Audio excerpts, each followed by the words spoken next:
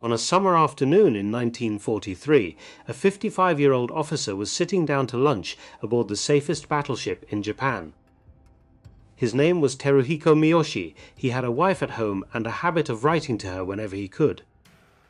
At 12:13, the deck under his chair lifted, the lights went out, and the second most powerful warship in the Imperial Japanese Navy was cut in half by something no one has ever been able to explain. No enemy submarine did this, no bomber did this, no shell was fired at her. She died in her own harbour, in front of her own fleet, on a windless afternoon in the inland sea of Japan. Of the 1,474 men aboard her, sailors, cooks, teenage flying cadets who had come aboard for a tour, 1,121 would be dead within 4 minutes. Captain Miyoshi's wife would not be told for another 7 months. This is the story of the Battleship Mutsu and of the Mystery Japan buried with her.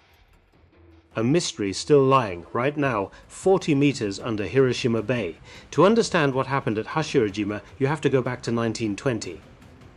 Back to a country still riding the wave of its stunning naval victory over Russia.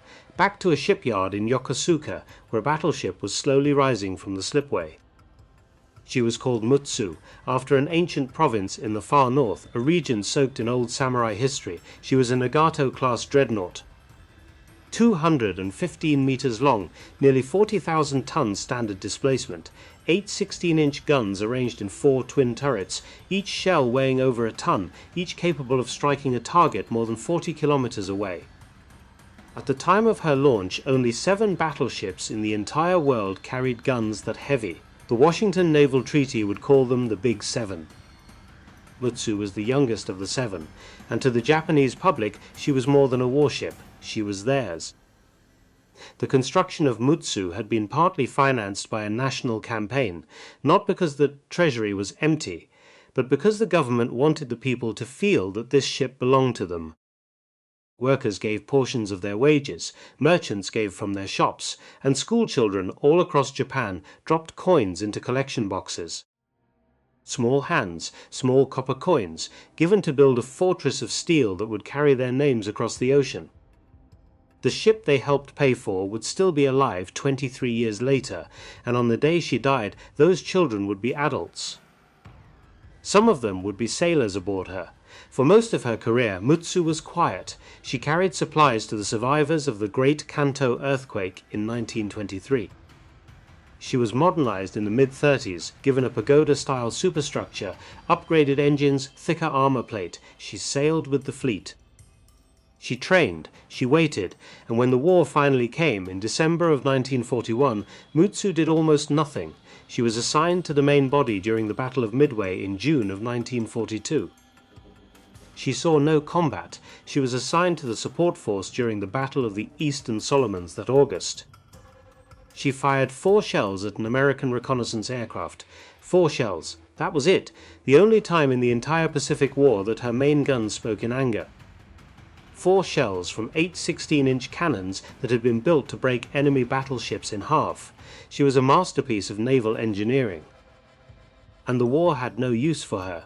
By the spring of 1943, the strategic picture had shifted. The Imperial Navy had lost 4 fleet carriers at Midway. Guadalcanal had fallen.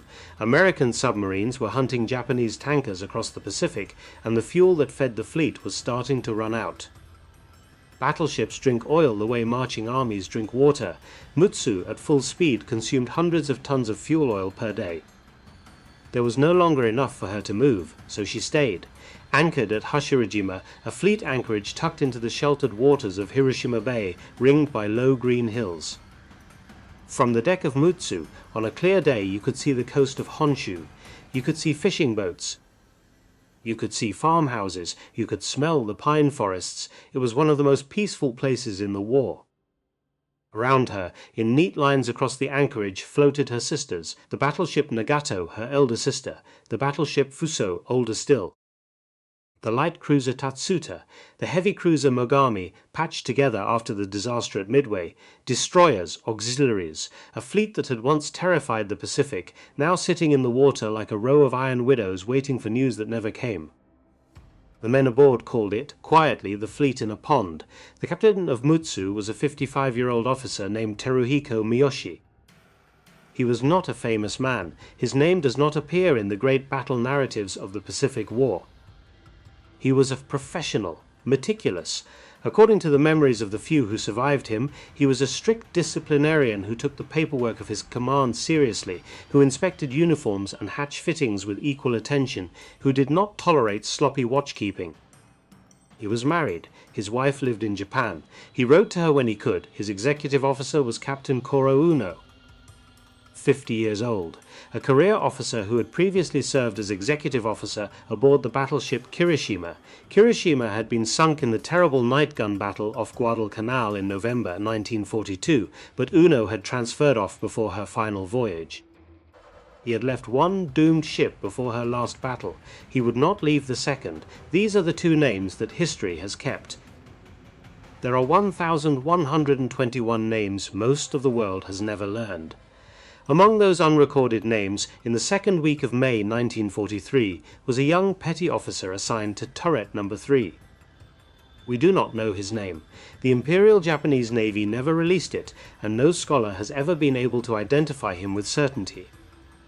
What we know comes from post-war interviews with survivors, and from the internal investigation that followed the disaster. We know he was young. We know he was a gunner's mate. We know that in the middle of May he had been formally written up for petty theft aboard the ship. And we know that his court-martial had been scheduled at the naval base at Kure for a specific date, the 8th of June 1943. Remember that date too. In April of 1943, the Aleutian campaign was collapsing. Japanese troops on Attu were being ground down by American landings. In response, the High Command drew up plans to reinforce the northern garrisons. Mutsu was ordered to Kure to prepare for a sortie. Her magazines were loaded to capacity, 16-inch armor-piercing shells, high explosive shells, anti-aircraft shells including the newer, more volatile Type 3 Sanshikidan incendiary rounds. Tons of propellant charges, everything a battleship needed for a distant campaign in cold northern waters. She was loaded, and then at the last minute the sortie was cancelled. Attu was abandoned to the Americans. The reinforcements were called off. Mutsu, fully armed for a war she was never going to fight, was ordered back to Hashirajima to wait. She would ride at anchor for the next several weeks with her magazines still full, every gram of explosive still aboard. Every shell in its rack. If the sortie had gone ahead, if she had spent those shells at Attu, if she had returned lighter and half empty. Perhaps June 8th would have been just another quiet day, but she was full, and she stayed full. On the morning of the 7th of June, 113 young men stepped aboard. They were flying cadets, trainees of the Tsuchiura Naval Air Group, the great flight school north of Tokyo, where Japan trained its carrier pilots. Their average age was around 19. Some were younger. They were students' boys, still learning the trade of war. They had come aboard Mutsu with 40 instructors for a familiarization visit. To see for the first time the great steel machines of the surface fleet, to walk across the teak decks of a real battleship, to stand under the muzzles of 16-inch guns, to understand in some vague and awestruck way what the Imperial Navy was. They were not sailors. They were not going to fight aboard her. They were guests, boys in clean uniforms brought aboard for the day. Of the 113 cadets who stepped aboard on the 7th of June, 13 would still be alive on the 9th. 100 would die inside 48 hours, most within the first 4 minutes. The morning of the 8th of June was ordinary. The bay was calm, the sky was blue, the temperature was climbing toward the humid warmth of an early Japanese summer. Aboard Mutsu, the routine went on. Men painted, men scrubbed, men wrote letters home under the eyes of the censors. In the officers' wardroom, preparations were being made for the midday meal. Captain Miyoshi was there, or would soon be. His executive officer, Captain Uno, was somewhere in the ship. Junior officers were rotating off watch and off duty. The 113 cadets, in small groups, were being led on tours of the vessel.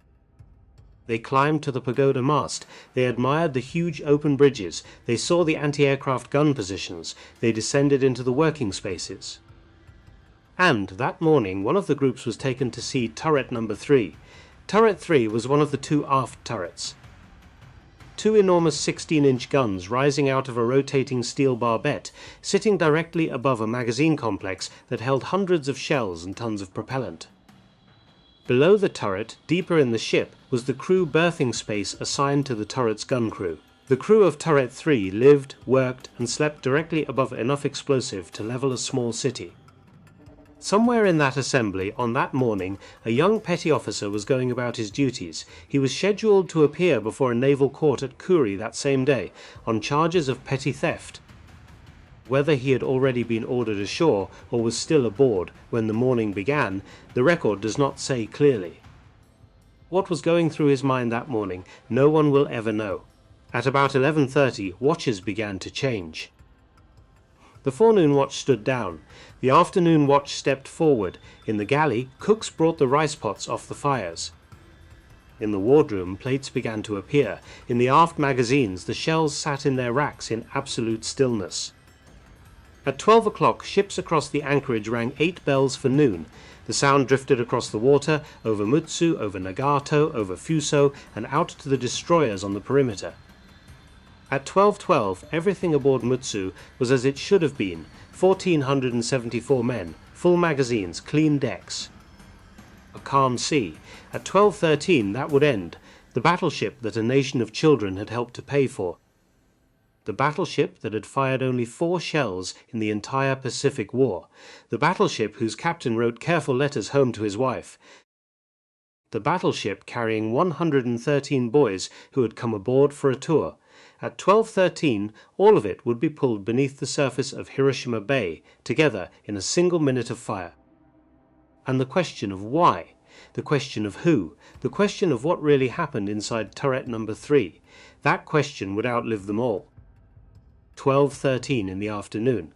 The exact second is not recorded. There was no one left alive in the compartment where it began to write it down. What we have are the recollections of men who were somewhere else on the ship, or on other ships nearby, or standing on distant shores looking out at the bay when the world tore open.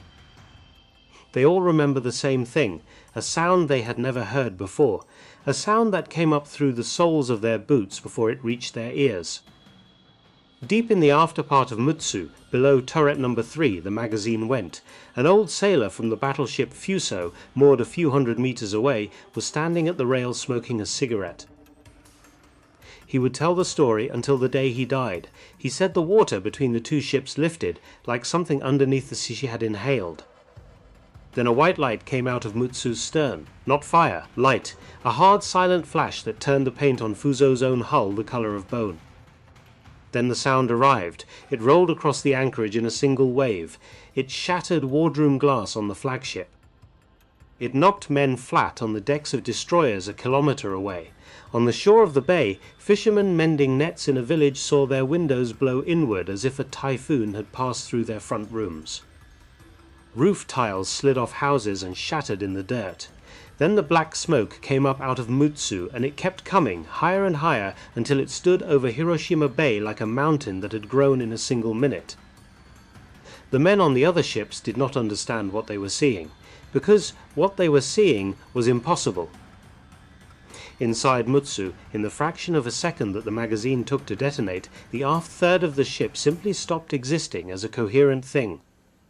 The steel of a battleship is meant to hold. That is what battleships are. Layers of hardened plate, armored decks, thick bulkheads, a cage of metal built to shrug off shells fired from 20 kilometers away. Mutsu carried 305 millimeters of belt armor. She could take punishment that would break lesser ships in half. She could not take this. The detonation came from inside her, from the very heart of her strength. Hundreds of shells and tons of propellant charges went at once, releasing energy in a space that was designed to contain a fire, not an explosion of that magnitude. Bulkheads that were built to seal in a compartment casualty ruptured in every direction. The armored deck above the magazine, thick enough to stop a plunging shell, was pushed upward like a sheet of tin. The hull was severed cleanly aft of turret number 3, not torn, not bent, severed. The forward section, 150 meters of ship, began to list immediately to starboard.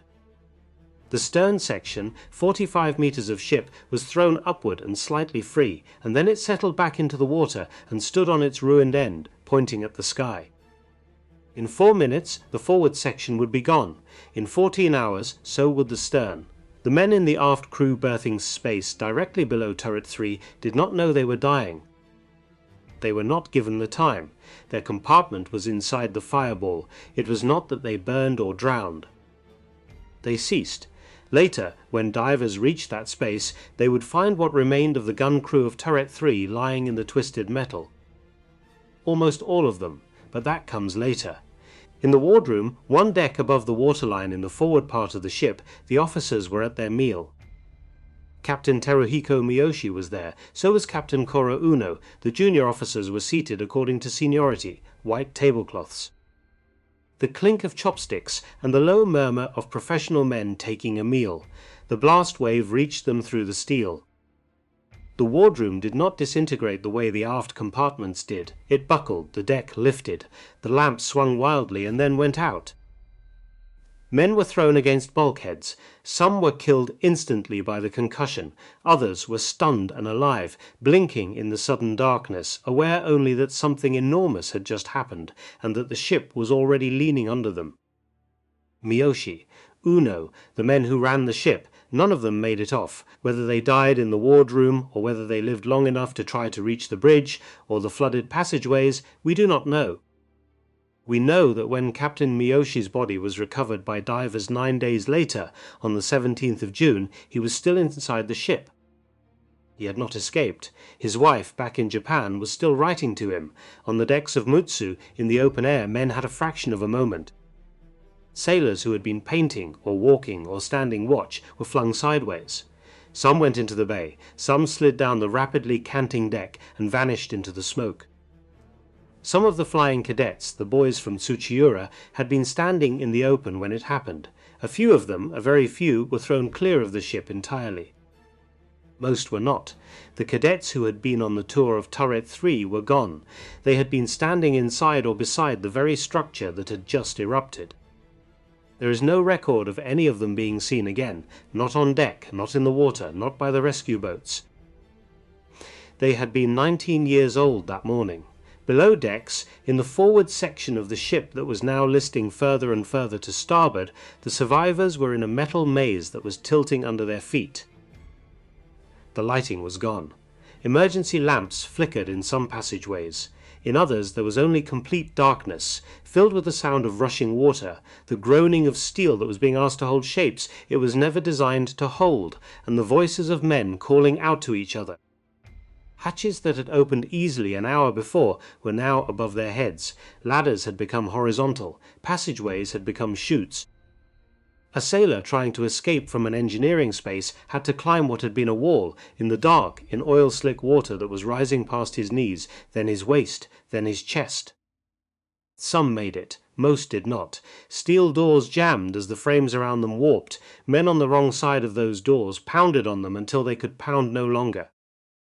On the surviving ships nearby, on Fuso and Nagato and Tatsuta, the crews could hear it. The sound of men trapped inside a sinking battleship, hammering on the inside of the hull, is a sound that stays with a person for the rest of his life. Several survivors of the disaster, interviewed decades later as old men, still could not talk about that sound without stopping and looking away. 4 minutes. That is how long it took the forward section of Mutsu to capsize. If you look at your watch and count out 240 seconds, that is the entire life of a battleship after the explosion. From the moment the magazine went to the moment her keel rolled toward the sky, one of the mightiest warships ever built by Japan was already gone. She turned onto her starboard side. Water rushed in through every open hatch, every ventilation duct, every ruptured seam. The list went past 40 degrees, past 60, past 90. Her 4 huge 16-inch guns turned toward the bay and slid under. Her superstructure, her pagoda mast, the bridge from which Miyoshi had commanded her, all of it went sideways into the sea. She rolled completely over. Her flat bottom appeared for a moment, gleaming with wet paint and marine growth, and then she went down. The pagoda mast drove itself into the mud of Hiroshima Bay, 40 meters below. The forward section of Mutsu was on the bottom. Behind her, still floating, was the amputated stern. The 45-meter stern section did not sink immediately. It stood on end. Imagine a piece of a battleship, 3 stories tall, torn free at its ragged forward edge, upended in the water like a broken tombstone. The 2 aft 16-inch guns pointed straight down into the mud. The stern itself, the graceful curved stern that had once carried the chrysanthemum crest of the Imperial Navy, rose vertically into the air. It stood there for the rest of the afternoon. It stood there through the evening. It stood there as the sun went down over Hiroshima Bay and the rescue boats came and went with their loads of oil-soaked survivors and their loads of the dead. It did not sink until about 2 in the morning on the 9th of June. 14 hours. For 14 hours, the last piece of Mutsu that was still above water was her stern, standing vertically in the sea, silhouetted against the sky. Men on the other ships said later that they could not stop looking at it, that there was something in the sight of it that they had no words for. Then, slowly, quietly, it slipped under. The bay closed over her. The rescue operation began within seconds. The battleship Fuso, closest to Mutsu, dropped boats immediately. Her captain did not wait for orders. Sailors who a moment before had been finishing their own meal were in the water in launches, pulling toward the smoke, toward the men floating in oil and debris. The light cruiser Tatsuta launched boats. The heavy cruiser Mogami, herself a survivor of Midway, launched boats. The destroyers Tamanami and Wakatsuki came alive and moved toward the smoke. And then, because no one had any other explanation for what had just happened, the destroyers began to hunt. The assumption, in those first minutes, was that Mutsu had been torpedoed. An American submarine, somehow, impossibly, had penetrated the inland sea and struck a battleship at anchor inside the most protected fleet base in Japan. The destroyers began dropping depth charges. In the water around the sinking battleship, in the water where men were swimming for their lives, coated in fuel oil, injured, half-blind, choking, the destroyers began to drop depth charges hunting for a submarine that was not there and had never been there. The men in the water heard it before they felt it. A deep concussive thumping through the sea. Some of the survivors decades later said that they thought the depth charges killed more men than the initial explosion left in the water. This is not proven, but the men who swam through it believed it. Tamanami and Wakatsuki hunted for hours. They found nothing, because there was nothing to find. Of the 1,474 men aboard Mutsu that morning, 353 came out of the water alive. 113 of those men had come aboard as flying cadets. Only 13 of them survived. 100 boys, average age 19, gone in an afternoon. Captain Miyoshi, gone. Captain Uno, gone. Almost the entire officer corps of the ship, gone. The gun crew of Turret 3. Gone. The petty officer who had been scheduled for court-martial in Kuri that day, gone as well, or so it appeared. The wardroom, the engineering spaces, the forward turrets, the bridge, every station, every compartment, every rank, every age, all of it reduced to 353 exhausted men being pulled from an oil slick. Some of them would live long lives. Some of them would be dead within the year, shipped out to garrison duties on distant islands where the Americans were coming. Some of them would spend the rest of their lives trying not to remember the sound of pounding on the inside of a hull. They were dragged aboard the rescue boats, they were counted, they were carried below on the surviving ships and given blankets and hot tea. They were kept quiet, because up in Tokyo, the Naval General Staff had already begun to do the second terrible thing that would happen to the men of Mutsu. They had begun to erase her. Within 24 hours, the machinery of silence began to move. At the headquarters of the combined fleet, staff officers gathered in a room where the maps of the Pacific covered every wall. The Chief of Staff, Vice Admiral Shigeru Fukudome, a 52-year-old career officer who had served as head of the First Bureau of the Naval General Staff during the planning of the Pearl Harbor operation, understood immediately what had to happen. Mutsu could not have sunk, not officially, not publicly, not in any newspaper, any radio broadcast, any letter home. Japan had already lost 4 fleet carriers at Midway. Japan had already lost Guadalcanal. Japan had already lost the string of islands the Americans were now stepping across like stones in a river. If the people of Japan learned that one of the Big Seven, the battleship their own children had helped pay for, had exploded in a home harbor without an enemy in sight, something would break. So the order went out, and it was absolute. Mutsu had not sunk. The survivors were taken off the rescue ships in small groups. They were not allowed to speak to each other about what had happened. They were not allowed to write home. They were not allowed to go on leave. Instead, they were dispersed. Most of them were assigned to the 41st Guard Force at Truk, the Great Fleet anchorage in the Caroline Islands, nearly 3,000 kilometers south of Japan. Truk in 1943 was still a Japanese fortress. It would not remain one for long. Within a year, the American carriers would come, and Operation Hailstone would tear the anchorage apart in 2 days of continuous air attack. Many of the men who had swum out of Mutsu at Hashirajima would drown a second time in the lagoons of Truk under American bombs. Others were sent to island garrisons across the shrinking perimeter of the empire, places with names of their families had never heard of, places from which they would not come back. The Imperial Navy had taken 353 men who knew too much and scattered them across a war that was consuming everything it touched. Most of them would never testify. Most of them would never write a memoir. Most of them would simply disappear into the general slaughter of the last 2 years of the war, and the secret would go with them. That was the point. The dead were handled with the same efficiency. The bodies that were recovered in the first days were not returned to their families. They were not shipped home for funerals in their villages. They were cremated in mass groups, quickly, on the small islands near Hashirajima, and the ashes were collected in sealed containers. Captain Teruhiko Miyoshi's body was brought up by divers on the 17th of June, 9 days after the sinking. He was identified. He was recorded, and then his death was locked inside a naval file. His wife in Japan had not been told. She would not be told for the rest of 1943. She would not be told through the autumn as the leaves turned. She would not be told through the new year as the temples rang in 1944. She was finally notified officially on the 6th of January 1944. 7 months after her husband died in the wardroom of his own ship. For 7 months she had been writing letters that no one was going to answer. For 7 months she had probably assumed he was simply at sea on some long assignment, unable to reply. When the notification finally came, along with it came his posthumous promotion to Rear Admiral.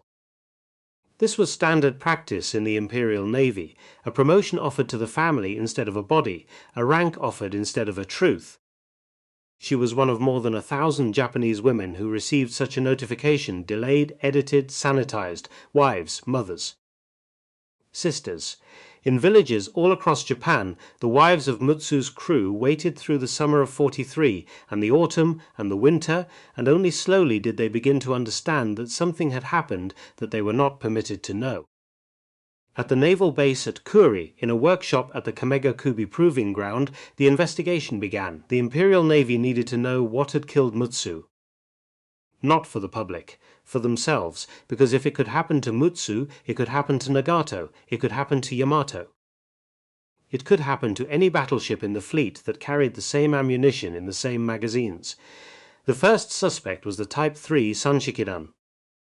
The Sanshikidan was an anti-aircraft shell filled with incendiary elements, designed to burst above enemy aircraft formations and shower them with burning fragments. It was a new weapon, and it had a reputation, among the men who handled it, for being unstable. A few years earlier, at the Sagami Arsenal on the mainland, there had been a fire linked to improperly stored Type 3 rounds. The investigators at Kuri had reason to suspect the same thing had happened aboard Mutsu, so they tested it. They built full-scale mock-ups of magazine spaces. They packed them with Type 3 rounds. They subjected them to heat, to shock, to every condition they could think of. They tried to make the shells explode. They could not. Even more damning, they burned the Type 3 propellant openly in front of survivors of the sinking and asked them what they had seen at Hashirajima. The Type 3 propellant burned with a white smoke. The survivors said no. The smoke that came out of Mutsu on the 8th of June had been brown. Brown was the color of standard propellant, standard main battery charges, the kind stored in the 16-inch magazines directly below turret number 3. Whatever had killed Mutsu, it was not the Sanshikidan. The Type 3 rounds were loaded back onto the fleet's battleships. and the investigation turned in another direction. It turned toward the young petty officer, the one whose court-martial had been scheduled for the 8th of June at Curie. The one who had lived and worked directly above the magazine that exploded, the one whose name the Navy would never publicly release. Divers had begun mapping the wreck in the days after the sinking. The battleship Fuso, still at Hashirajima, served as their base of operations. The forward hull of Mutsu was upside down in 40 meters of water. The stern was resting a few hundred feet away. To conceal what they were doing, the divers were initially told that they were surveying a ship similar to Nagato, not Mutsu herself. Eventually, the pretense was dropped. The divers were told the truth. They began to work their way through the ruined compartments. They found bodies, they recovered what they could, and in time they reached the crew berthing space assigned to the men of turret number 3. They found the gun crew of turret 3 inside. Almost all of them. The bodies were there, trapped in the twisted metal of the space where they had eaten and slept and stored their belongings. The petty officers, the gunners, the loaders, the men who had worked that turret in the weeks and months before the 8th of June. But the young petty officer who had been scheduled for court-martial that day was not among them. Records at Curie would later confirm he had not appeared at his own hearing that morning. He had still been aboard Mutsu when the magazine went. His body was never found. Whether he had been vaporized in the initial blast, or whether his body had been swept into the sea and lost, no one would ever be able to say. The internal investigation of the Imperial Japanese Navy would ultimately conclude that the destruction of Mutsu was, in their words, most likely caused by human interference. They named no name, they laid no formal charge, there was no body to charge and no trial to hold. The theory the investigation came closest to endorsing was that a young man facing disgrace had walked into the magazine of a battleship and had made sure that the 8th of June would not be his shame alone. We cannot prove this. No one can. It is one theory among several, but it is the theory the Imperial Navy itself considered most likely, and it is the theory that has haunted the story of Mutsu ever since. After the war, other explanations emerged.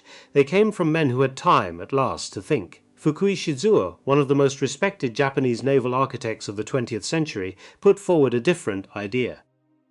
He proposed that Mutsu had been destroyed by an explosive device smuggled aboard by a Japanese sailor working, wittingly or not, for British naval intelligence. It is a striking theory, it has almost no hard evidence behind it, but it came from a man who understood the ship down to her frames, and it has never been entirely dismissed. In more recent decades, an article in the reference volume Warship 2009 suggested that Mutsu might have been lost not to sabotage, not to defective ammunition, but to an unnoticed fire in a compartment adjacent to the No. 3 magazine. A slow smolder that no one saw until it was too late to fight. A newer theory, less accepted, has argued that the explosion was triggered by old depth charges lying on the seabed, left behind by the destroyer Ushio during a training exercise, detonating beneath the ship. Every theory has its problems. Every theory has its holes. The wreck itself, still partially in place beneath the middle of Hiroshima Bay, has never given up a final answer.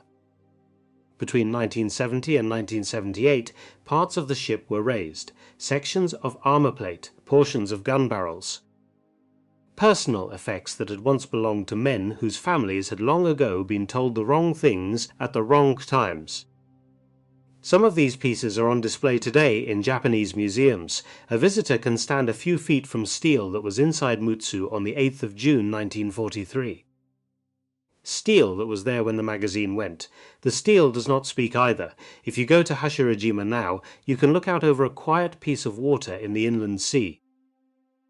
The fishing boats still work the bay. The green hills still rise around it.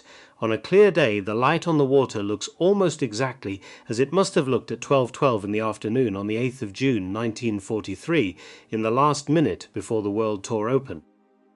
Below the surface, part of her still remains. Some of the dead were recovered during the salvage operations of the 1970s. Others were never brought up. Their names are recorded in Japanese naval archives. The name of the young petty officer whose court-martial was scheduled for that day is not among the names the Navy chose to make public.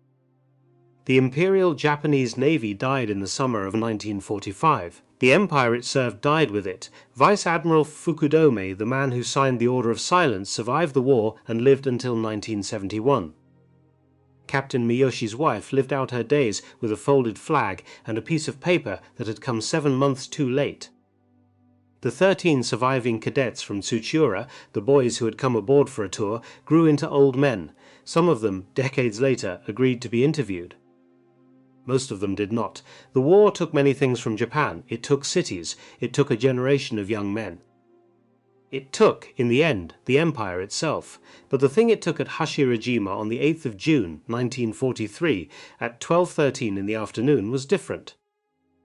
It took a battleship that a nation of children had paid for with their pocket money. It took a captain who never came back to answer his own letters. It took 100 boys who had come to see the ship, and one crew that lived above a magazine, and one man whose name we will never know. And it took the truth. The truth is still down there, 40 meters below the surface. Inside her, she has been waiting 83 years for someone to bring it up. She is still waiting.